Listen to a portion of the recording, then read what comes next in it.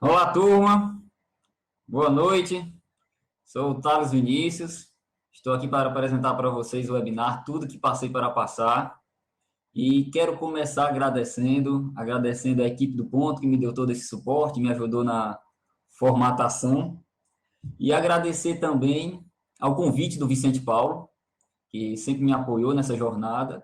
E principalmente agradecer a você, que está disponibilizando parte do seu tempo, parte do seu precioso tempo para ouvir um pouco aqui da minha história.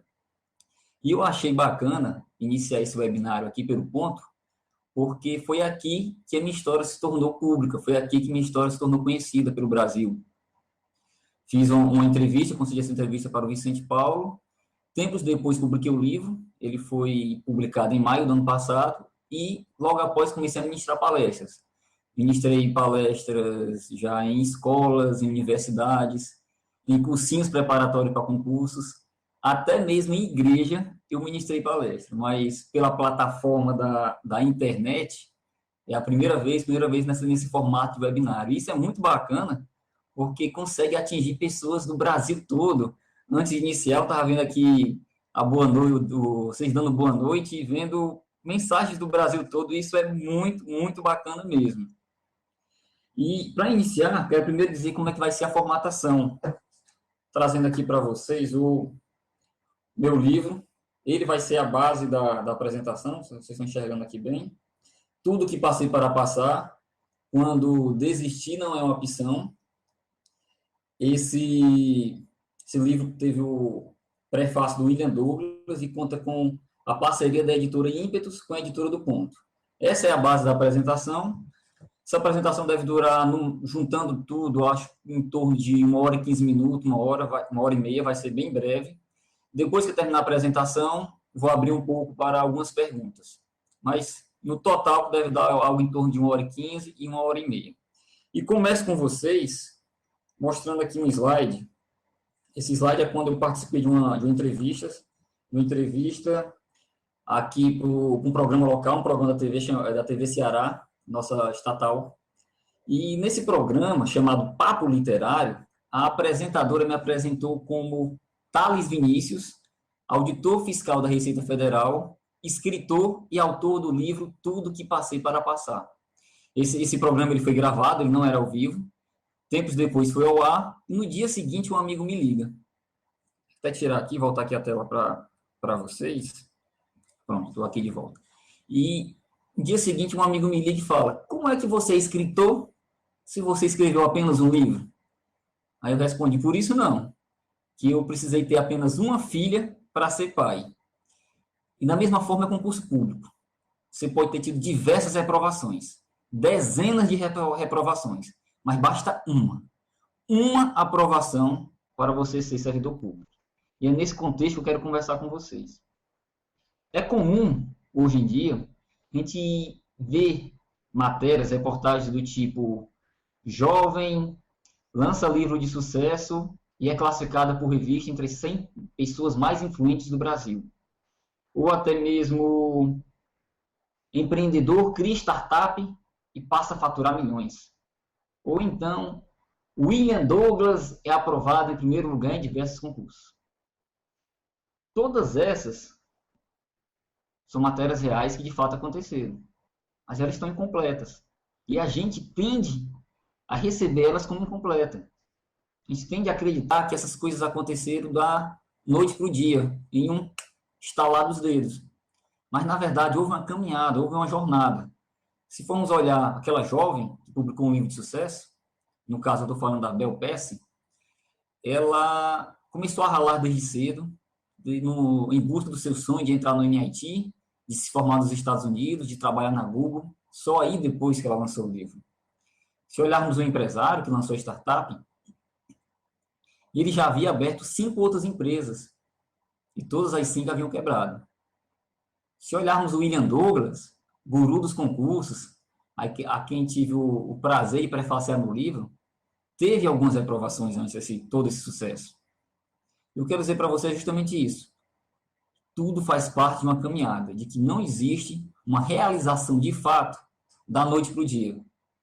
Não existe algo nessa linha. Vou mostrar aqui mais um slide para vocês. Esse slide, eu trouxe para vocês uma linha do tempo. Vocês podem ver de 0 a 10. E quero trazer como exemplo o ano 7, o empreendedor que abriu aquela startup e passou a faturar milhões. Imagina que ele criou essa startup aqui no ano 7. E no ano 10 começou a faturar milhões. A gente tende a acreditar que o ano 7 e logo do lado veio o ano 10. Foi simples assim.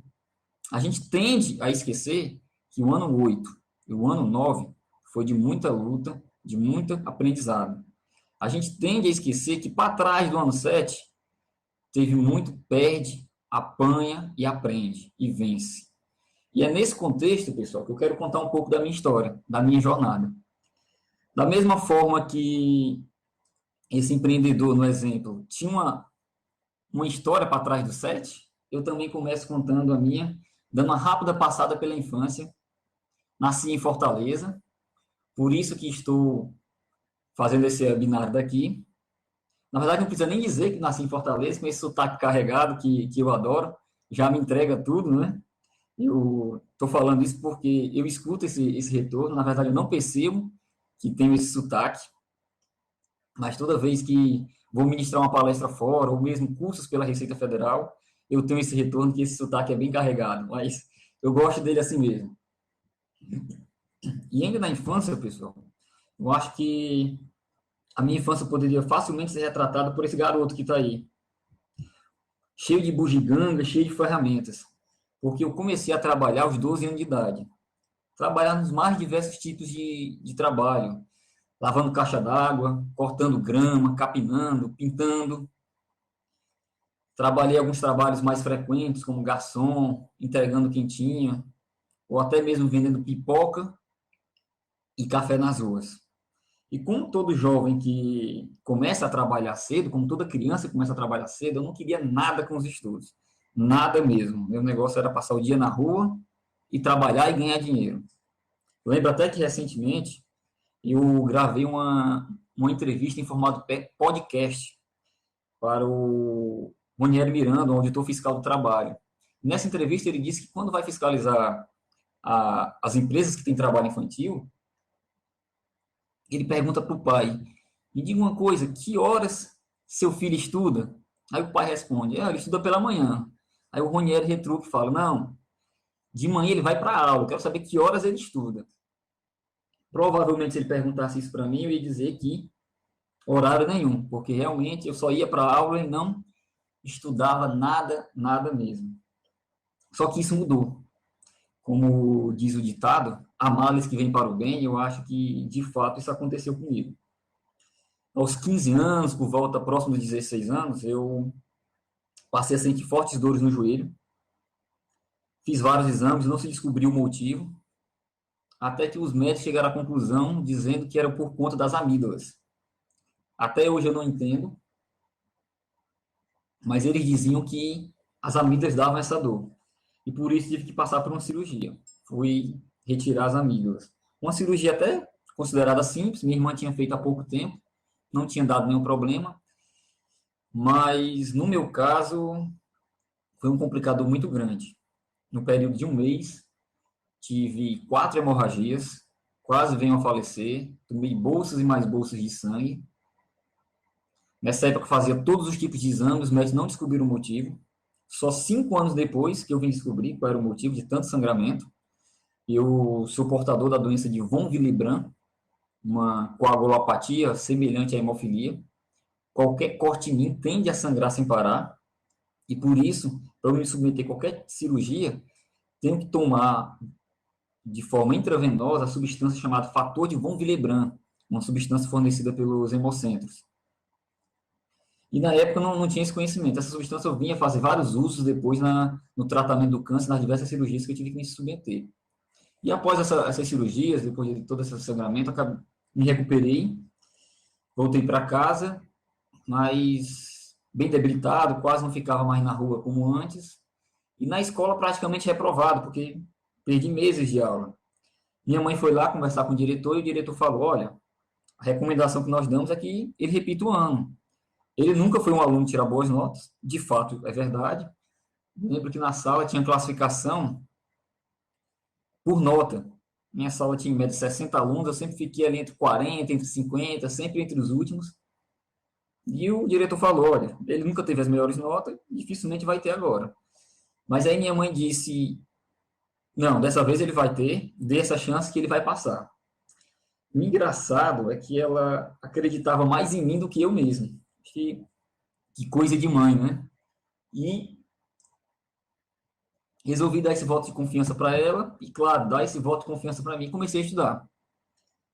Comecei a estudar por obrigação e, com o tempo, vieram os gostos pelos estudos. E, com os estudos, passei a sonhar. Passei a sonhar mais alto, passei a sonhar em entrar na universidade, ter uma carreira pública. Vi que eu poderia ir além de vender pipoca e café nas ruas. Tem até uma frase que vocês estão vendo aí, do Nelson Mandela, que diz: a educação é a arma mais poderosa que você pode usar para mudar o mundo. Imagine, se a educação pode mudar o mundo, imagine o que ela pode fazer comigo, o que ela pode fazer com você. E comigo ela fez toda a diferença. Comecei a estudar, com o sonho de entrar na universidade. Tentei, em primeiro lugar, Ciências da Computação, pela Universidade Federal do Ceará. Passei na primeira fase. Na segunda, não fui aprovado. Acho que o longo tempo longe dos estudos fez a diferença. Mas voltei a estudar, mesmo assim, queria ser aprovado. Logo depois desse vestibular que fiz, comecei a trabalhar. Até mesmo que meus pais não tinham condição de me sustentarem. Comecei a trabalhar na empresa especializada em arquivo. De início, passava boa parte do tempo carregando caixa para um lado e para o outro, mas depois fui melhorando minha estrutura na empresa. E sempre conciliando com os estudos. No caminho do trajeto para o trabalho era mais ou menos 1h30. Eu ia no ônibus, ia sentado, ia lendo, estudando 1h30, pensando em passar no vestibular. No intervalo do almoço, enquanto os amigos ficavam batendo papo, eu ia para uma salinha no canto, começava a estudar. E quando voltava, estudava também. Meu objetivo era passar para o vestibular de Ciências da Computação. Mas no meio do ano, abriu o vestibular da UES, Universidade Estadual do Ceará. E eu resolvi fazer o vestibular para o curso de Administração de Empresa. Fiz meio que por fazer, mas felizmente fui aprovado. Aqui eu estou trazendo para vocês uma tela simulando a classificação. Claro que é só simulação. Tem aqui Universidade Estadual do Ceará, classificados, administração de empresa. Vocês podem ver aqui primeiro colocado, segundo colocado, terceiro colocado. E lá no final da fila, 40º colocado tem meu nome. Thales Vinícius Santiago Bezerra. Eram 40 vagas e eu fui aprovado na classificação 40. E foi uma das maiores felicidades da minha vida. Ser aprovado, apesar de ter sido entre os últimos colocados, mas foi uma felicidade muito, muito grande. E a partir daí passei a sonhar mais alto, entrei na universidade sonhando em ser um grande executivo. Um grande executivo de uma grande empresa, mas isso iria mudar um pouco. Turma, aqui vocês estão vendo 2 engenheiros. Eu vou voltar um pouco para falar aqui com vocês. E eu vou contar uma história, vou interromper um pouco essa sequência e vou contar uma história para vocês. E queria que vocês visualizassem, mentalizassem o que eu vou contar. Imaginem 2 irmãos que se formaram em engenharia na década de 70. Esses irmãos possuem idade bem próximas e começaram a trabalhar, cada um na sua empresa. E crescer e brilhar nessa empresa. Trabalhavam muito, mas também ganhavam muito. E aí o tempo foi passando, crescendo na carreira, até que o irmão mais novo, em meados da década de 80, resolveu estudar para concurso. Começou estudando, ralando, estudando, até que foi aprovado. Ele foi aprovado no concurso de analista da Secretaria do Tesouro Nacional. E o engraçado é que esse cargo era para ganhar menos do que ele ganhava na iniciativa privada. Seu irmão mais velho, quando soube disso, foi falar com ele: você é louco? Vai largar a iniciativa privada, onde o céu é o limite, onde você tem todo mundo para crescer, para ser servidor público, para ganhar menos? Aí o irmão respondeu, vou sim. Quero ter qualidade de vida, quero ter mais oportunidade de acompanhar minha família e, acima de tudo, lá eu vou ter oportunidade de fazer a diferença no serviço público, prestando serviço para a sociedade. E assim começaram a trilhar suas vidas. O irmão mais velho na iniciativa privada, o irmão mais novo seguindo seu caminho na Secretaria do Tesouro Nacional. Até que veio a década de 90, com abertura de mercado, neoliberalismo, e com isso muitas empresas quebraram. Por consequência, muitas pessoas ficaram demitidas. E nessas demissões, o irmão mais velho. Ele passou um bom tempo desempregado até arranjar um novo emprego, e quando conseguiu, foi também para trabalhar muito, mas para ganhar menos. Bem menos até do que o seu irmão mais novo lá na STM. E assim continuaram levando a vida. Quando chegou determinada data, eles se aposentaram. Uma data muito semelhante os dois. O irmão mais novo se aposentou e foi curtir a vida de aposentado. Já o irmão mais velho se aposentou, mas teve que continuar trabalhando para complementar a renda. E essa, turma, essa é uma história real, contada pelo meu professor no 7º semestre da faculdade. Nesse dia ele iniciou a aula perguntando: quem aqui quer ser servidor público? Alguns levantaram a mão, eu não levantei, porque, como falei no início, eu tinha um sonho de ser um grande executivo de uma grande empresa. E ele começou contando toda essa história, e de repente uma porta se abriu para mim. Uma porta que eu sabia que existia, mas que sinceramente não tinha nenhum interesse em saber o que tinha do outro lado. Quando terminou a aula, minha cabeça estava fervilhando, eu fui falar com o professor, dar os parabéns a ele. Parabéns, professor, valeu, obrigado pelo depoimento. Aí foi aí que ele disse, ele olhou para mim e disse: Thales, siga meu conselho, que você vai chegar na minha idade com bem menos cabelo branco do que eu. Nesse dia, eu saí da faculdade com a cabeça fervilhando. Sempre eu ia direto para casa, mas resolvi ir direto para a casa da Cris, minha namorada da época e minha atual esposa. E lá, quando ela abriu a porta, eu olhei para ela e disse: quero ser governo. Ela: hã? Tá louco? Quero ser governo. Aí fui explicar tudo. Toda a história do professor, e disse que dali para frente, a minha meta seria ser servidor público. E assim comecei. Meu primeiro objetivo foi estudar para o concurso da Caixa Econômica. Na época ainda tinha nível médio, eu não era formado, e comecei a estudar para o concurso da Caixa Econômica. Meu material foi uma apostila dessas que vem em banca mesmo, uma apostila que vem todos os conteúdos juntos.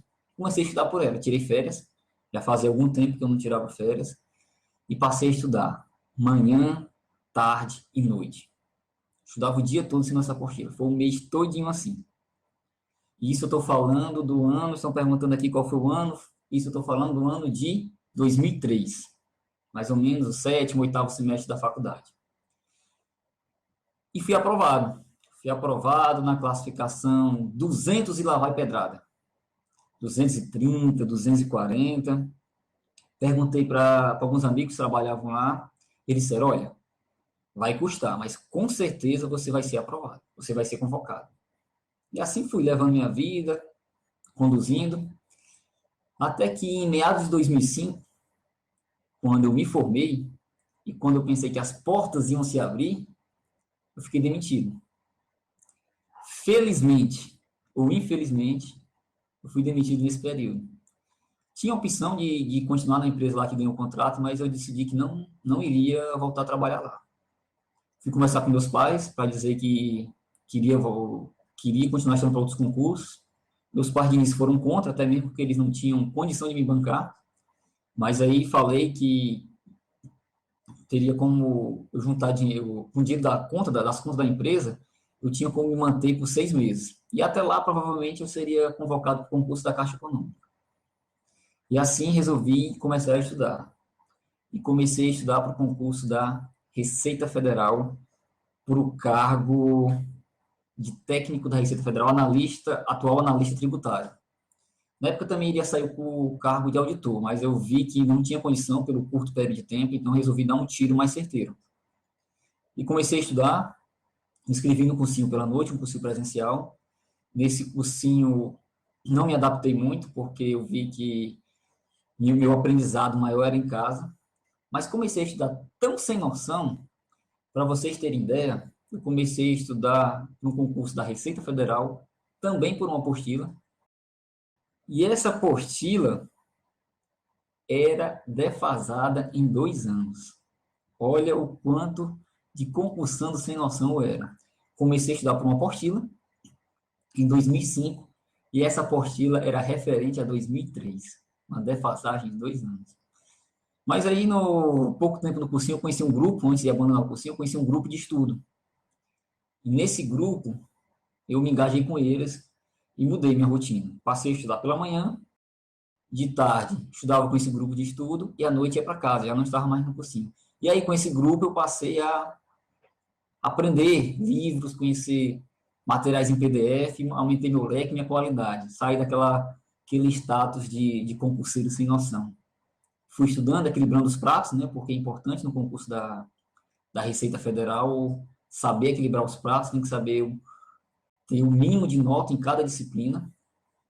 Fui levando até que fiz a prova e fui aprovado. Foi uma das maiores felicidades da minha vida, porque aquele menino que vendia pipoca e café na rua, aquele menino que não queria nada com estudo, foi aprovado. E estava na Receita Federal. Vou mostrar aqui para vocês até mais um slide. Esse slide aqui. Se eu pudesse resumir esse período da minha vida, com certeza eu iria resumir com essa frase. Ouvir é ouro e falar é prata. Um ditado árabe que representa bem esse meu momento. Não só em ouvir ali o que o professor me falou, que mudou minha opinião, queria fazer uma carreira pública, uma carreira na iniciativa privada como grande executivo, fui para a iniciativa pública, e também saber ouvir de colegas de estudo, nesse grupo de estudo, disparado, eu era a pessoa que tinha o menor nível, mas comecei a pegar dicas e aprendendo com eles, e foi até interessante, porque como eu tinha o menor nível, me estimulou a correr mais, a me dedicar mais. E eu acho que essa frase representa muito a minha vida nesse período. Engraçado que tem gente que eu acho que sofre daquela síndrome chamado Síndrome de Gabriela, que fala, eu nasci assim, eu cresci assim, e você sempre assim, Gabriela. Tem pessoas que acham que já sabem tudo, que não precisam mudar. E é interessante que as pessoas saibam ouvir e saibam estar preparados para a mudança. Bem, turma, e com a aprovação, eu fui nomeado para um município de Floriano, interior do Piauí. Uma cidadezinha que fica a 250 quilômetros de Teresina, conhecida como a Princesinha do Sul, cidade que eu passei a gostar muito, principalmente porque lá eu vivi um dos momentos mais felizes da minha vida. Primeiro, meu salário havia multiplicado quase que por 7. Para vocês terem uma ideia, eu ganhava algo em torno de R$ 750 e passei a ganhar 5.200. Isso estou falando de 2006. Não era uma fortuna, não era um grande dinheiro, mas proporcionava uma qualidade de vida melhor para mim e, por consequência, eu poderia dar uma qualidade de vida melhor para meus pais, para meus irmãos. Foi muito bom isso aí lá. Pouco depois me casei com a Cris e já passei a viver a lua de mel. E com tudo isso, uma boa remuneração, qualidade de vida, minha lua de mel, eu passei a sonhar mais alto. E vi que poderia conquistar outra aprovação. Como o concurso da Receita não havia previsão de sair próximo, resolvi estudar para a área de controladoria, para o cargo de Controladoria Geral da União, CGU e TCU, Tribunal de Contas da União. E assim comecei sim, meus estudos. Acordava pela manhã bem cedo, estudava um pouco. Lá em Floriano tinha uma grande vantagem, morava a 4 quarteirões de trabalho. Acho que, sinceramente, isso nunca mais vai acontecer na minha vida. E estudavam bastante pela manhã, em torno de uma hora e meia pela manhã. Saía de casa 10 para as 8 e ainda chegava no trabalho a tempo. E quando voltava à noite, estudava mais uma quantidade boa de horas. E assim eu estava vivendo a melhor fase da minha vida. Até que comecei a sentir dores. Vou trazer aqui a tela novamente para vocês. Comecei a sentir dores, principalmente no sentar. Fiz alguns exames lá para o Floriano, consultei com alguns médicos, mas as dores não passavam. E aquele estudo já foi ficando por canto. Quando eu chegava em casa do trabalho, não tinha mais condição de estudar, ia só deitar. Até que resolvi ir para Fortaleza para fazer exames mais aprofundados. E quando cheguei em Fortaleza, logo foi detectado que eu estava com alguma anomalia, algo estranho. Mas para descobrir tinha que passar por um procedimento cirúrgico. E assim eu fui para uma cirurgia. Cirurgia muito complicada por conta do von Willebrand, que comentei no início. Para vocês terem uma ideia, uma cirurgia que a pessoa normalmente faz no dia, vai para casa no outro. Eu passava 7 dias internado no hospital. 7 dias sangrando, mesmo tomando essa substância todos os dias, ia para casa ainda sangrando. E nessa cirurgia foi retirado um tumor de 4,5 cm, e foi mandado para biópsia. E tive que aguardar o resultado dele. E ainda tenho essa notícia como uma das notícias mais tristes na minha vida, e muito vivo ainda. Eu lembro que depois que peguei o resultado da biópsia, fui ao consultório, para o médico, entrou no consultório eu e a Cris, entreguei o resultado para ele, ele abriu e disse: Thales, foi um tumor maligno. Então eu perguntei: doutor, tumor maligno é câncer? E ele tentou eufemizar, puxou para um lado, para o outro, e eu fui mais direto: doutor, trata-se de um câncer? Ele respondeu sim, baixou a cabeça, baixou o olhar e disse sim. E aí foi como estalar de um clique de um revólver na minha cabeça, porque eu olhei para o lado, a Cris já estava chorando muito, e eu busquei aquele chão, e não tinha, ao mesmo tempo eu tinha que dar apoio a ela, e assim eu iniciei a minha luta contra o câncer. E o curioso é que a gente sabe que qualquer um pode ter câncer. O negro, o branco, o pobre, rico, jovem, o velho, qualquer um. Menos eu e menos você. E assim era meu pensamento. Inevitavelmente, quando a gente tem uma notícia dessa, a primeira pergunta é: por que eu? E aí vieram pensamentos mesquinhos que depois pedi perdão a Deus, mas às vezes eu vi uma pessoa mais velha na televisão e me questionava por que não ela, que já viveu boa parte da vida, e não eu que estou iniciando minha vida, se eu tinha 26 anos de idade. Mas depois vem a fase da aceitação. E a pergunta muda. Passa a ser: e por que não eu? E junto com ela vem a afirmação: se tinha que ter, que bom que veio quando eu já era graduado, que bom que veio quando eu já era concursado, que bom que veio quando eu já havia passado no concurso e quando eu já era casado e tinha uma esposa espetacular para me dar toda a assistência no que fosse necessário. Ainda depois fui encaminhado para o oncologista. Ele disse que tratava-se de um tumor raro, de alta agressividade, mas que eu poderia estar curado. Nesse período, por conta de toda essa problemática, consegui minha remoção para Fortaleza. Logo depois que comecei a melhorar um pouco, eu voltei a estudar. Porque tinha o concurso do TCU para abrir, já ia sair, e eu, não, vou voltar a estudar. Mas esse estudo não foi muito longe. Pouco tempo depois, fui diagnosticado outro tumor e tive que passar por outra cirurgia.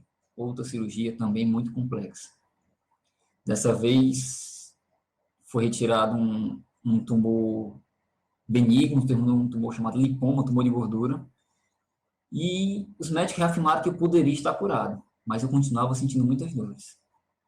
E assim eu comecei em 2009, sentindo muitas dores, mas mesmo assim resolvi voltar a estudar. Em 2009 o foco passou a ser outro, o foco passou a ser o cargo de auditor fiscal da Receita Federal, que foi sempre meu grande sonho. E como eu sentia dores, eu resolvi fatiar meu estudo em 3 momentos. Estudava pela manhã, lá no trabalho, na Receita, aqui em Fortaleza, se começa às 7h30 da manhã. Então, eu chegava 10 para as 7, estudava um pouco pela manhã. No intervalo do almoço, que são 2 horas, eu tirava meia hora para almoçar, meia hora eu me deitava, eu tinha um colchonetezinho, me deitava justamente para diminuir as dores e estudava mais 1 hora. E à noite, quando eu voltava, ia direto para a cama, me deitava algo em torno de 1 hora e meia, dormia mesmo, e acordava ainda com aquela preguiça, mas voltava a estudar. Foi nesse período que eu adotei um grito de guerra, eu gritava bem alto, no pain, no gain, um grito semelhante como sem dor, sem vitória. Eu acho que até hoje os vizinhos devem se perguntar por que é que eu dava aquele grito todo dia, aquela hora, né? Por que é que esse doido está gritando todo dia assim? Mas funcionava e realmente me ativava.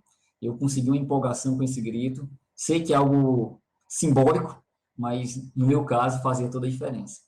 E comecei a estudar, e pegar uma sequência boa, e estudando, até que saiu a autorização, e eu fui me empolgando. Mesmo sentindo dores, mesmo com todas essas complicações, fui me dedicando. Até que saiu o edital.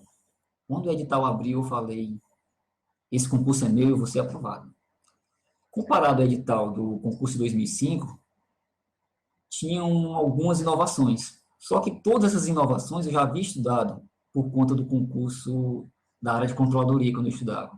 Então não tinha nenhuma novidade para mim. E eu falava para todo mundo, esse concurso é meu, eu vou passar. Mas não fui muito longe. Logo depois foi detectado um outro tumor e ficou naquela dúvida que os médicos não tinham certeza se operava, se não operava. O primeiro tumor foi maligno, o segundo foi um lipoma, foi gordura. Até que acharam melhor eu ir para São Paulo fazer um exame mais aprofundado, porque eles diziam, olha, Thales, abrir para verificar é um risco muito grande, sua cirurgia é complicada por conta do von Willebrand, vamos lá para São Paulo. Lá tinha um exame chamado PET scan, um exame que hoje tem aqui em Fortaleza, mas na época só tinha lá. E, em tese, esse exame consegue dizer se um tumor é maligno ou não sem abrir. Só que no meu caso não foi conclusivo, voltei sem saber da resposta, e os médicos acharam melhor aguardar e esperar e não operar. Até que ainda cheguei nessa dúvida toda a fazer a prova de auditor, mas confesso que já nocauteado. Acho que o medo, a insegurança foi maior do que a vontade de ser aprovado. E assim, iniciei 2010, sentindo muitas dores. Disparado, 2010 foi o ano que eu mais sofri de dores, sofri muito. Cheguei nem a pegar no livro em 2010. E com um complicador, sentindo dores e com a dúvida de um tumor. Estava lá e não sabia o que fazer. Diversas vezes ia para o trabalho e lá tinha que ir para o departamento médico, ficava deitado porque não suportava de dores. Isso tomando os medicamentos mais pesados para suportar dores. Chegou um ponto que de manhã para ir trabalhar, a Cris caçava meu sapato, porque nem isso eu conseguia. Diversas vezes eu acordei de madrugada, sentindo dores, e ficava caminhando de um lado para o outro. E assim eu tinha a impressão de que caminhando de um lado para o outro as dores diminuíam. Diversas vezes eu vi o sol raiar desse jeito, caminhando de um lado para o outro. E eu fazia o possível para não acordar a Cris. Porque ela sofria mais do que eu. Ela não sentia as dores físicas do tumor, mas sentia a dor da impotência, a dor de estar do lado de uma pessoa que ama e não poder fazer nada. E foi muito sofrimento esse período, mas ainda em 2010 eu tive uma grande felicidade. A Cris foi aprovada no concurso do TCM, do Tribunal de Contas aqui do Ceará. Foi uma alegria muito grande, porque ela foi uma guerreira. Ela conseguiu ser aprovada para um concurso desse, quase que tendo uma dedicação comigo, quase que integral. Ela costuma brincar dizendo que ela foi a minha primeira aluna no coach, minha primeira coachee. Cris é formada em zootecnia, uma área que não tem nada a ver com concurso público, estava passando um momento muito difícil, que era me acompanhando. Mas eu falava para ela, vamos estudar. E ela dizia, não, estudei 5 anos com uma área, agora eu vou passar para outra, não tem nada a ver comigo. Não dá certo não, mas graças a Deus eu consegui convencê-la e ela foi aprovada. Foi aprovada. E para mim isso foi uma satisfação grande, porque eu vi também que a minha metodologia funcionava para outras pessoas. Consegui ajudar a Cris a ser aprovada, mesmo sendo uma formação totalmente diferente, estando passando por um período super complicado, super difícil, e ela trouxe essa conquista, trouxe essa felicidade. E ainda em 2010, eu fui para a posse do cargo dela, me recuperando dessa terceira cirurgia, fiz a terceira cirurgia, fui me arrastando, estava com apenas 10 dias de operado, e tempos depois tive que fazer uma quarta cirurgia, porque foi detectado mais um tumor. Além daquele primeiro, de quando eu fui fazer exame em São Paulo, foi detectado um segundo tumor. Que era justamente ele que me dava todas as dores. Para você ter ideia, quando eu fui operado, já sangrando, tudo cortado, me recuperando da cirurgia, eu estava aliviado. Eu passei meses para me acostumar a não sentir dor. Parece esquisito, mas foi isso mesmo. Eu passei meses para me acostumar a não sentir dor. Eu ficava maravilhado com o fato de não sentir dor. Existia até uma música cantada pelo Pato Fu, chamada Vida Diet, que tem um trecho que fala: a gente se acostuma com tudo, a tudo a gente se habitua. E é a pura verdade, até a dor a gente se habitua. Espero, peço a Deus nunca mais precisar me habituar a isso. E foi para a biópsia, os 2 tumores, e todos os 2 também foram classificados como malignos, e todos os 2 como de alta agressividade. Então, os médicos disseram que agora não tinha mais o que fazer, tinha que iniciar uma quimioterapia. No meu caso, quimioterapia por comprimido. E assim comecei o 2011.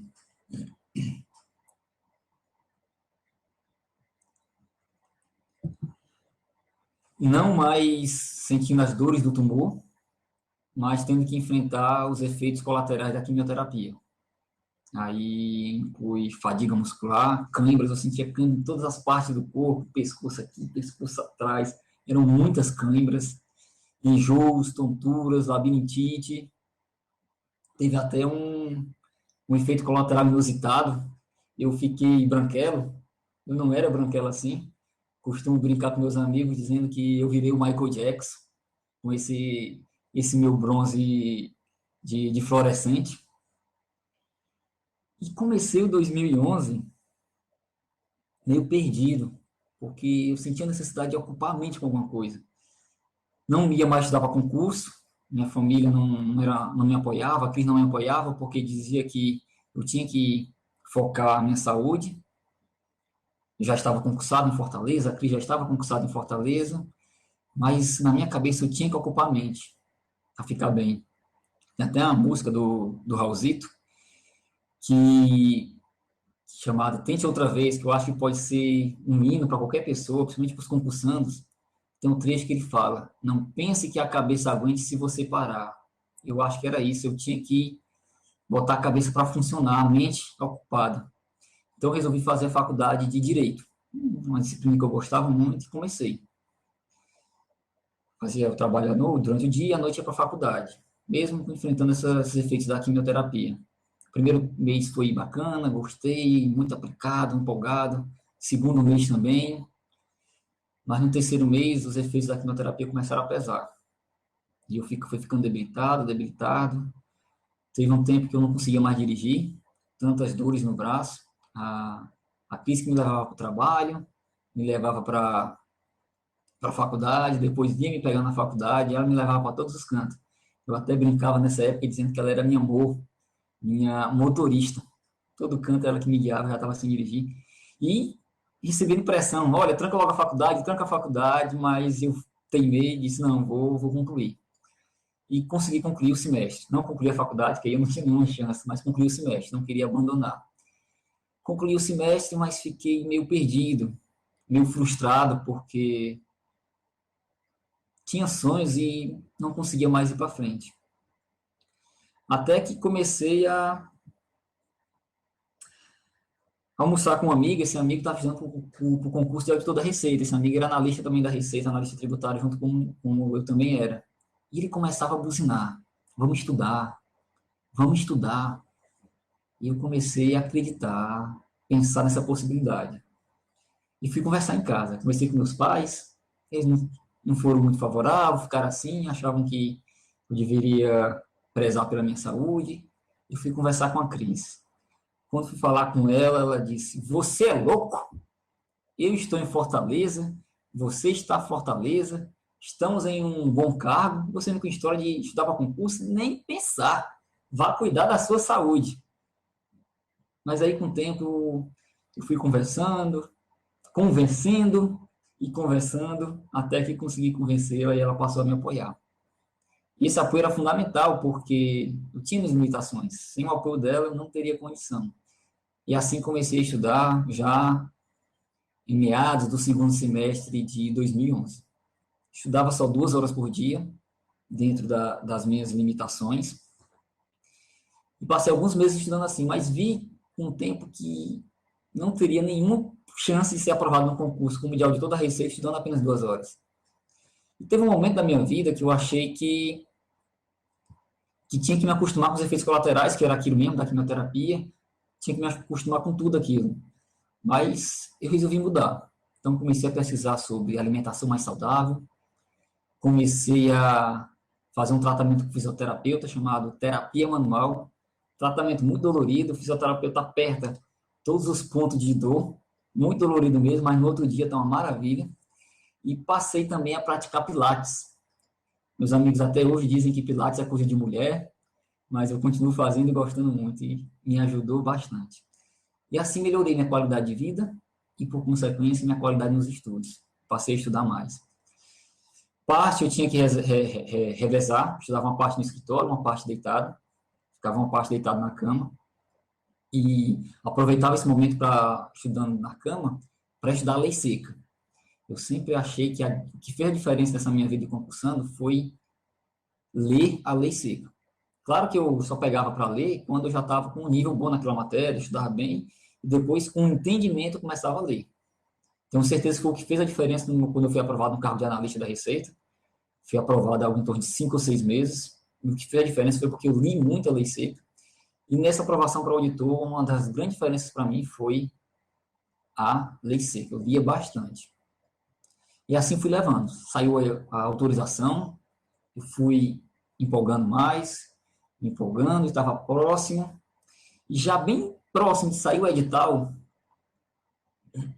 eu recebi mais uma pancada na minha vida, dessas que a gente nunca está preparado para receber. A Cris me ligou, dizendo que o exame dela havia dado um problema, que já havia falado com o médico disse que tratava-se de um CA. Então, falei, vem para casa, vamos conversar aqui. E eu também tenho esse dia com uma das imagens mais vivas na minha vida. Ela saiu do carro já chorando muito e começou a me abraçar e dizia: por que nós dois? Essa era a frase que ela martelava toda hora na cabeça: por que nós dois? Por que nós dois teríamos que passar por isso? E para mim foi um momento muito difícil, porque de certa forma eu já estava preparado para o que viesse para mim. Já havia passado por 4 cirurgias, já estava fazendo quimioterapia, então eu estava preparado para o que viesse. Mas para ela foi diferente, eu tinha medo de como ela poderia reagir. Mas aí eu disse que havíamos construído nossa relação em bases sólidas e queríamos também superar esse problema como estavam superando o meu. E graças a Deus foi assim. Conseguimos marcar a cirurgia para 15 dias depois. A cirurgia foi um sucesso. Pouco tempo ela teve que fazer um novo procedimento, mas a cirurgia foi considerada um sucesso e ela foi considerada curada. E com o tempo ela foi ficando fragilizada. Apesar de estar curada, a Cris ficou bastante fragilizada emocionalmente. E eu tive que acompanhar ela e, ao mesmo tempo, conciliar com os estudos, porque eu ainda acreditava e tinha um sonho de que poderia chegar lá. comecei a conciliar entre os estudos e a atenção à Cris. Diversas vezes eu ficava com ela no quarto, lá na cama, até ela dormir, e depois ia para o meu escritório e ficava estudando madrugada dentro. Coisas que ela nem veio a saber, só veio a saber depois que eu escrevi o livro, porque não queria que ela soubesse. Ela, na época, achava que eu estava dando mais atenção para os estudos do que para a minha saúde, mas eu falava que eu sabia os limites e que iria fazer tudo certinho. E assim fui conduzindo. Fui conduzindo estudos, a Cris, até que chegou o dia da prova. Eu vou trazer aqui mais um slide para vocês. Pessoal, eu fui fazer a prova muito inseguro. Não, na verdade não muito inseguro, mas um pouco inseguro, com um pouco de medo. E é curioso como eu recebo mensagens do Brasil todo de pessoas dizendo que ficam muito nervosos, ficam tensos quando estão estudando para concurso, principalmente quando vão fazer a prova. E eu sempre falo que isso é normal. Eu falo que faz parte da natureza humana ficar um pouco nervoso diante de um desafio. E é salutar que a gente fique. Isso é o que dá aquela adrenalina, dá aquela tensão a mais. Eu me lembro até que uma entrevista da Marília Pêra, que faleceu recentemente, aquela atriz, ela estava estreando uma peça com uma atriz bem mais jovem. Um repórter foi lá entrevistar essa atriz jovem e perguntou: você, quando vai entrar no palco, você fica nervosa? E ela disse: não, de boa. Entro na maior tranquilidade do mundo. Aí, pouco depois, ele fui fazer a mesma pergunta para Marília Pêra. Perguntou: Marília, sua colega de palco, quando vai estrear a peça, disse que entra de boa, entra tranquilo. Você é assim? Aí a Marília respondeu: olha, ela tem que aprender muito ainda, porque eu tenho 40 anos de palco, 40 anos de teatro, e toda vez dá aquele frio na barriga, dá aquele nervosismo. Imaginem vocês, se a Marília Pêra, com 40 anos de profissão, fica assim, por que nós não podemos? Agora, o que não pode acontecer é deixar que o medo domine tudo. Isso é o que não pode. Mas muitas vezes isso acontece porque a gente não aceita, não permite sentir nada de medo. E mais uma vez, isso é normal. Eu lembro de uma história que logo depois dessas cirurgias eu fiquei com a unha cravada. Tentei vários tratamentos, não resolvia. Eu liguei para o meu cirurgião e falei: olha, doutor, tem que arrancar essa unha. Você tira ela para mim? Ele falou: tiro. E fui com o cirurgião, fez todas essas cirurgias comigo. Chegou lá, ele deu anestesia na unha. Eu não sei qual foi o motivo, mas me deu um nervosismo tão grande que minhas pernas tremiam. E o meu médico começou a rir: Thales, como é que pode? Você passa por cirurgias complicadíssimas, tratando de um câncer, um problema do sangue, e vai relativamente tranquilo para a sala e aqui está se tremendo todinho. O doutor eu não sei, mas eu estou muito nervoso. No final das contas, ele teve que me sedar para poder retirar essa unha, tão nervoso que eu estava. E o que aconteceu foi isso. Eu me deixei dominar pelo medo. E é justamente o que não pode acontecer. Já voltando para o dia da prova, fui conduzindo até que o dia da prova chegou. A prova da Receita de Auditor, manhã, são 2 dias, o sábado e o domingo. E o sábado eu fiz tranquilo, consegui sem nenhum problema, mas quando cheguei em casa já de noite, eu já estava um pouco tonto, achando que poderia ter uma crise de labirintite no dia seguinte. E fiquei naquela dúvida: será que tomo remédio para labirintite e acordo com sono, e vou fazer a prova com sono, ou não tomo e corro o risco de acordar com labirintite? E acho que foi a lei de Murphy, que diz que se alguma coisa pode dar errado, vai dar errado, e deu. Eu acordei com uma baita labirintite. E quem já teve sabe que ler nessa situação é muito difícil. Dá um embrulho, enjoo. E eu comecei a fazer a prova, em pouco tempo, o estômago embrulhando, já não conseguia mais assimilar nada, resolvi ir no banheiro. Quando cheguei lá no banheiro, olhando no espelho, comecei a chorar muito, porque achava que todo esforço, toda dedicação teria ido água abaixo, não tinha mais como concluir a prova. Foi aí que pedi a Deus calma, concentração, e depois comecei a lavar o rosto, lavei várias vezes, e voltei para a prova, e graças a Deus consegui concluir. Depois fui aprovado na primeira fase, fui para a segunda, não tive nenhum problema na segunda, fiz sem nenhuma dificuldade física, e assim terminei, saí da prova, claro, com dúvida quanto à aprovação, mas certo de que tinha dado o melhor de mim. E depois da prova, turma, entra aquele período que todo concurseiro já conhece, que é a espera pelo resultado no diário oficial. E é impressionante como esse período geralmente chega, o boato de que ele vai chegar, é geralmente 2 semanas antes do dia de fato ele vai sair. E assim eu comecei. O diário oficial sai em média 7 da manhã, mas aqui em Fortaleza, como não tem horário de verão, era 6 da manhã. Então eu acordava todo dia muito cedo para acompanhar o diário oficial e ficar acompanhando dia após dia, dia após dia, até que o dia saiu. O resultado saiu e lá estava meu nome. Fiquei meio atordoado, chamei a Cris e falei, eu acho que passei. Foi quando ela viu lá meu nome e começou a me chacoalhar para um lado, para o outro, e dizendo, você passou, você passou. E foi aí que caiu a ficha. E veio um pensamento, eu acho que até mesmo aparentemente antagônico, mas eu senti uma explosão de euforia, ao mesmo tempo uma paz interior profunda. E nesse momento, a única coisa que veio à cabeça foi correr para o som e ligá-lo no volume máximo na música do Hino da Vitória, lá no Hino da Ayrton Senna.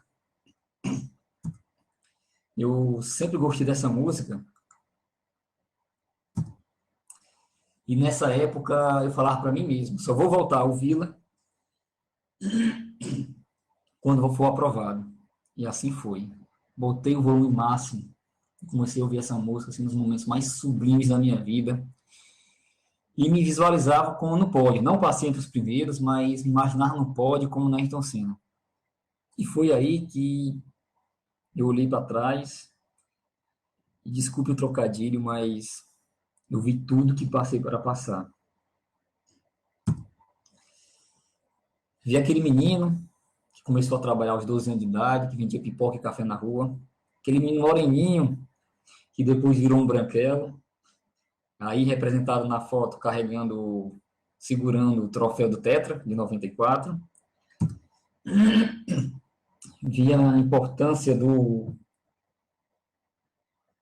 amor e da cumplicidade, aí representado minha cerimônia de casamento, uma cerimônia muito singela, uma pequena capela, às 10 horas da manhã, que também se estende para o apoio que recebi dos amigos, dos familiares. Vi as cirurgias, diversas cirurgias que passei, e todas as complicadas recuperações, aí representada pela aplicação, essa foto onde está sendo aplicado o fator de von Willebrand. Eu brinquei dizendo que a Cris era minha motorista, mas ela também virou minha enfermeira. Ela nunca tinha acessado uma veia, mas aprendeu para me aplicar essa substância. Então, ela aplicava 5 ampolas toda manhã e 5 ampolas toda tarde, durante um bom período de tempo. E vi também todos os exames que passei, exames complicados e muito sofridos, que traziam angústia, principalmente para abrir e olhar o resultado. Diversas vezes eu abri resultado e vi lá, recidiva. É muito doloroso abrir um exame desse. E que aí está representado pela foto que tirei num exame que fui fazer lá no Sírio-Libanês. E vi também todo esforço e dedicação, aí representado por essas canetas. Um dia a Cris entrou no meu escritório e puxou uma caneta, eu falei, essa não funciona. Ela devolveu, meteu a mão no meu estúdio, puxou outra caneta, eu falei, essa também não funciona. Ela disse, uai, tá guardando caneta para quê se não funciona? E eu disse, vou guardar todas até a minha aprovação. E aí eu fiz, guardei e estou aí exibindo. Claro que é algo sentimental, mas na minha cabeça é um troféu. Sempre falava que iria mostrar para as pessoas essa foto e estou mostrando hoje pela primeira vez. E depois, viu a entrevista que concedi para o Ponto. Quem não tiver visto essa entrevista, convido a conhecer. Depois o nosso suporte técnico aí vai poder colocar o link dela. Depois veio a posse no cargo de auditor fiscal da Receita Federal, meu tão sonhado cargo. E já em 2015, eu plantei uma árvore. Claro que não foi essa, minha árvore está bem pequenininha, mas é uma dessa espécie. Espero sinceramente que ela fique tão bonita quanto. É uma árvore da espécie Sibipiruna. Ainda em 2015, eu escrevi um livro, Tudo que Passei para Passar. Essa foto está aí no dia do lançamento, o lançamento que ocorreu na Livraria Saraiva. E também em 2015, eu tive a maior felicidade da minha vida, foi quando veio a minha pequena Celina, que significa que veio do céu, que realmente veio do céu para abençoar e para coroar nossa união, nossa relação, nosso amor. Tirar aqui e voltar aqui para vocês, pessoal. Turma, já caminhando para o final dessa apresentação, eu queria trazer para vocês duas ideias básicas. Extrair toda essa apresentação, duas ideias básicas, duas ideias centrais. A primeira é que é possível. É possível, sim, atingir sonhos, realizar objetivos, mesmo passando por problema, mesmo enfrentando dificuldades. Não estou aqui dizendo que o meu problema foi maior ou foi menor do que o de qualquer outro, minha dificuldade foi maior. Ele foi apenas diferente. Até mesmo como diz o Caetano Veloso naquela música Dom de Iludir, cada um sabe a dor e a delícia de ser o que é. E é verdade. Cada um sabe o problema que tem. Mas o que eu costumo dizer é que nós temos que nos mostrar maior do que ele. Se você transforma o seu problema num muro de 2 metros de altura, acabou. Você só enxerga o problema. Mas se você tem um problema e transforma ele numa mureta de 1 metro, aí sim, a visão está livre para sonhar, para olhar seus objetivos e ver onde quer chegar. Alguns problemas não podem ser resolvidos. Eu, por exemplo, até hoje faço quimioterapia. Infelizmente, a medicina não sabe dizer se o tratamento vai me curar ou se apenas controla a doença. É uma dúvida que eu tive que aprender a conviver, convivo com ela até hoje, mas é minha mureta. E vou levando, vou conduzindo. E outro ponto que eu queria trazer para você é justamente como eu apresentei, o início da apresentação, é de que não existe realização de fato da noite para o dia. Tudo é construção de uma caminhada, de uma jornada. Nessa minha caminhada de luta contra o câncer, de busca da aprovação, eu fraquejei diversas vezes, eu tive diversas reprovações, mas em todas elas eu levantei a cabeça, segui em frente e continuei lutando. E sem dúvida foi isso que fez a diferença na minha vida. Vou mostrar aqui para vocês só mais um slide.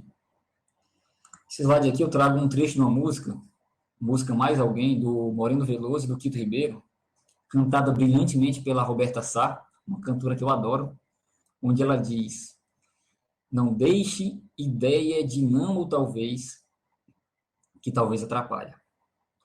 Não deixe ideia de não ou talvez, que talvez atrapalha.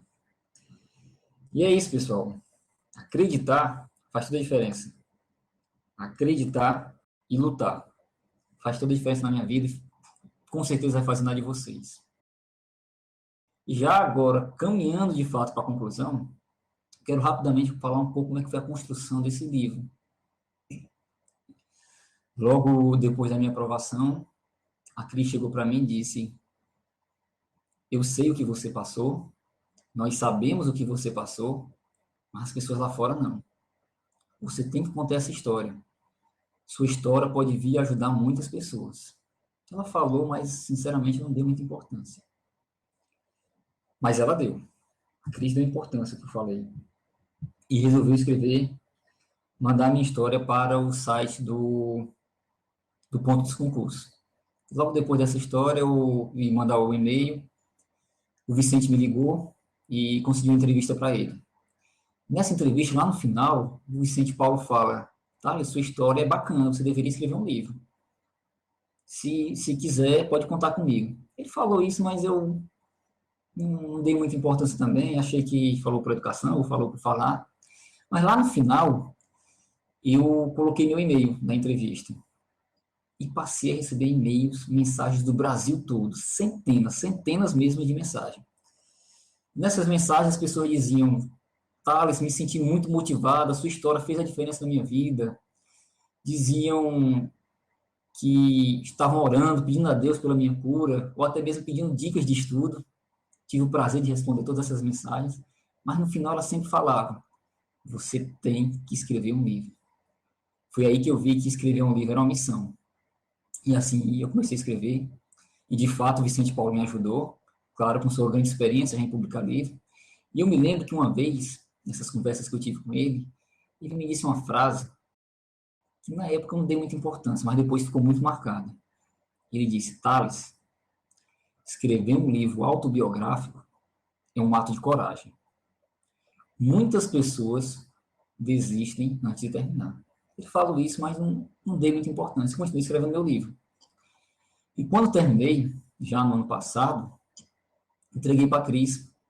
Ela foi a minha primeira leitora. Estava brincando agora, dizendo que ela foi a minha primeira coach. Ela também foi minha primeira leitora. E fui trabalhar. Poucas horas depois, ela me ligou, chorando muito e dizendo: você passou por tudo isso e não me contou? E foi aí que eu entendi a frase do Vicente Paulo: escrever um livro autobiográfico é um ato de coragem. No livro eu contava sentimentos tão intimistas que nem mesmo a Cris, que estava ao meu lado, quase que integralmente, sabia. No livro eu conto meus medos, meus traumas, meus pensamentos. E, de certa forma, uma exposição muito grande, de certa forma, dando minha cara a tapa para críticas. E não faria sentido nenhum eu contar toda essa minha história se não fosse com o objetivo de tocar as pessoas, se não fosse com o objetivo de provocar uma ação. E assim eu quero lançar um desafio para vocês. Que vocês entrem na minha fanpage, Thales Vinícius, vá lá na mensagem box e falem: Thales, meu sonho é esse, e a partir de agora, para realizar esse sonho, me comprometo a.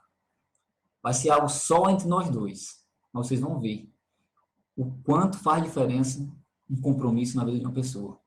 Você vai dizer se seu sonho é passar no concurso, é se dedicar mais aos estudos, se comprometer e dedicar mais aos estudos, se você não tem o apoio da família, se comprometer e ter uma conversa franca com sua família.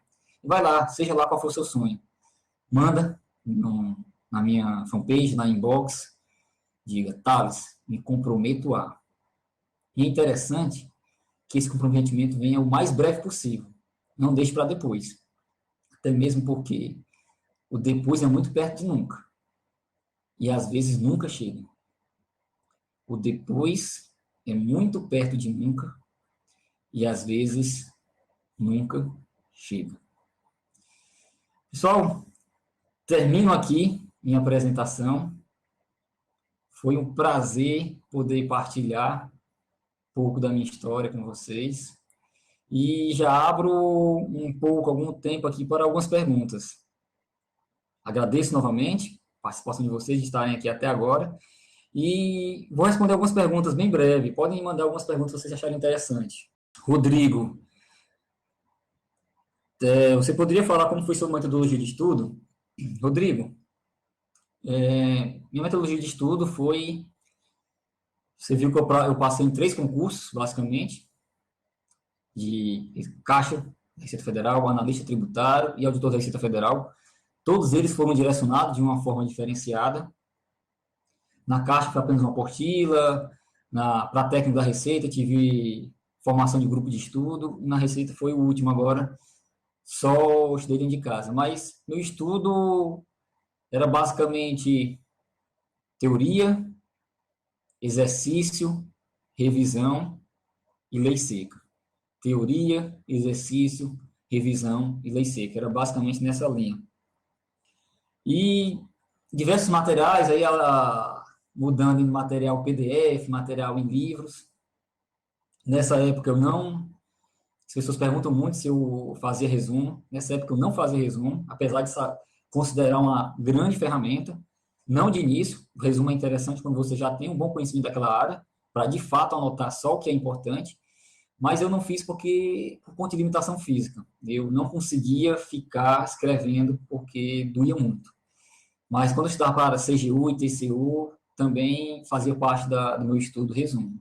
E repito, só vale a pena fazer resumo depois que já tem um conhecimento nessa área. Se você for começar a fazer um resumo logo quando começou a estudar uma matéria, vai só perder tempo e seu resumo vai virar algo gigantesco. Tentar ver outra pergunta aqui. Bárbara Munique. Também tive câncer e perdi minha tireoide. Com isso, minha memória, já tenho 45 anos. Será que tenho chance? Olha, não tenho dúvida nenhuma de que você tem condição de passar. Você é jovem. Se você tivesse mais do que 75 anos, eu diria que não, porque não pode entrar no serviço público. Mas nessa idade, pode sonhar e pode ir além. Eu costumo dizer que todo sonho tem que ter meta. E você vai ter que dividir a sua. Um sonho sem meta é como um pássaro sem asa. Nunca vai voar. Então, comece a sonhar, divida seu sonho em metas e com certeza você vai poder alcançar. Quanto tempo de estudo você tinha para ser aprovado? Quem está perguntando é o Carlos. Carlos, isso é uma pergunta que a gente escuta muito, mas que tem que deixar claro que o que mais importa não é o tempo, é a qualidade. Estudo, o tempo de estudo você vai ganhando com o tempo, com uma maratona, você vai ganhando aquela resistência. Então, começa estudando 3 horas, passa para 4.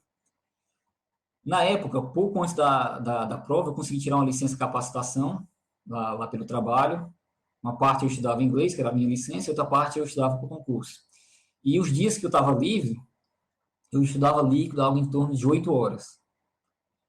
8 horas líquido, manhã, tarde e noite, dividia. Mas, falando, o importante é a qualidade, não a quantidade. Tanto que se eu tentasse aumentar, eu não conseguia ter qualidade.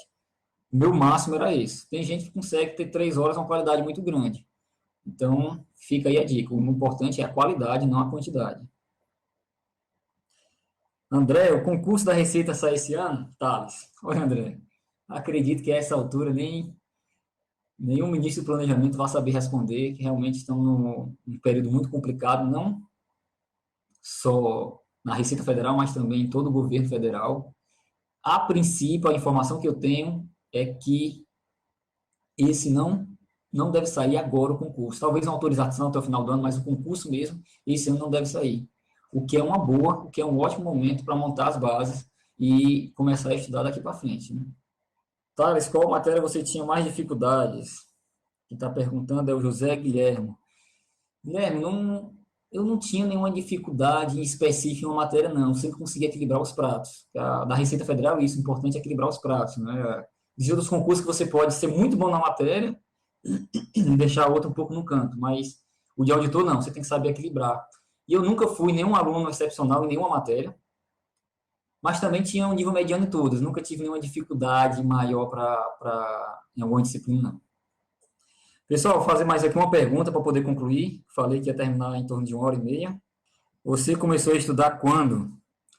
Mariana, eu comecei a estudar em 2003, 2004, comecei a estudar para concurso da Caixa. De lá para cá, acho que eu só parei por motivos de saúde mesmo. E alguns podem até dizer que levei muito tempo, mas foi o meu tempo e tenho orgulho disso. Agora, Por último, para a Receita Federal, eu acho que eu estudei em torno de 10 meses, 11 meses. Mas, claro que eu tinha uma bagagem para trás, que começava, parava, e de novo, mais uma vez, novamente, eu voltava a estudar. Sempre nessa sequência, nesse último, acho que eu levei de 10 a 11 meses de estudo de fato. Agora, a última pergunta, pessoal, a última mesmo. A Liliane está perguntando, PDF ou vídeo em aula? Liliane, eu, como falei no início, tenho uma grande dificuldade para aprender, assimilar em aula. Aula tanto presencial como em vídeo. Eu começo a assistir aula com pouco tempo, eu estou no mundo da lua, no espaço. Mas mesmo assim, quem não tem dificuldade, eu acredito que a videoaula só é interessante para quando você está estudando pela primeira vez. Depois disso, não, porque você perde muito tempo. A não ser que você tenha grande dificuldade na disciplina, talvez sua grande dificuldade é raciocínio lógico. Aí sim, vale a pena assistir aula de raciocínio lógico. Na minha preparação, me lembro que eu assisti videoaula, agora para auditor, de comércio exterior. Assisti todo um curso completo de comércio exterior, único que eu assisti. Mas tem que ter isso em mente. A aula não tem nem perto o benefício e o aprendizado de um estudo, você lá no livro, você lá no material em PDF. De início, sim, é interessante para você acumular o conhecimento, mas depois não. Você vai ter um maior aproveitamento lá encarando seus livros, encarando seus materiais em PDF. Ok, pessoal? Não vou poder responder todas as perguntas. Se quiser, pode me mandar para entrar lá na minha fanpage, mandar, vou ter o maior prazer em respondê-las. Termino aqui, mais uma vez agradecendo a presença de todos. Estou muito satisfeito de poder partilhar um pouco dessa história. Até mais, pessoal. Um abraço e fiquem com Deus.